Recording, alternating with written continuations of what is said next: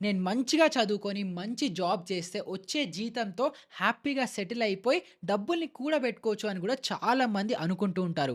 కానీ ఎప్పుడైతే జాబ్‌లో జాయిన్ అవుతారో వాళ్ళ సాలరీలో ఫస్ట్ డిడక్షన్స్ కట్ అయిపోయి, తర్వాత టాక్స్ కట్ అయిపోయి, రెంటు, ఫుడ్డు, ఎలక్ట్రిసిటీ, మన రెగ్యులర్ ఖర్చులు అన్నీ పోయిన తర్వాత మిగిలే దాంతో నేనెప్పుడు డబ్బులు సంపాదించేది, నేనెప్పుడు డబ్బులు సేవ్ చేసుకునేది, ఎప్పుడు రిచ్ అయ్యేది అని చెప్పి చాలామంది ఆలోచిస్తూ ఉంటారు.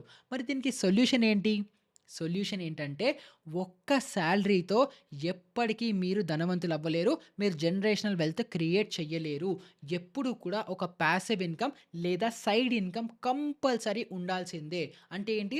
సపోజ్ మీరొక జాబ్ చేస్తుంటే, మీ స్కిల్ ఏంటి అని ఐడెంటిఫై చేసుకొని, ఆ స్కిల్‌కి రిలేటెడ్‌గా ఏదైనా ఫ్రీలాన్సింగ్ జాబ్ చేయడము, లేదా జాబ్ చేస్తూ మిగిలిన కొంత డబ్బుల్ని ఏదైనా బిజినెస్‌లో ఇన్వెస్ట్‌మెంట్స్ చేయడము, లేదా మీకు బిజినెస్ లేదు, స్కిల్ లేదు, ఏది లేదు కానీ కొంచెం డబ్బులు సేవ్ అవుతున్నాయంటే మ్యూచువల్ ఫండ్స్‌లో అవ్వచ్చు, స్టాక్స్‌లో అవ్వచ్చు, లేదా చాలా తక్కువ రిస్క్ ఉండే ఇండెక్స్ ఫండ్స్‌లో అవ్వచ్చు. ఇలాంటి వాటిల్లో ఇన్వెస్ట్‌మెంట్స్ చేసుకుంటేనే వెల్త్ క్రియేట్ అవుతుంది కానీ, జస్ట్ సాలరీతో రిచ్ అయిన వాళ్ళు 0.01% మాత్రమే ఉన్నారు కాబట్టి, మీరు చేస్తున్న జాబ్‌తో పాటు ఇంకా అడిషనల్ సోర్సెస్ ఆఫ్ ఇన్‌కమ్ ఏం చేయగలుగుతాము అని ఆలోచించి, ఆ వైపు దృష్టి పెట్టండి.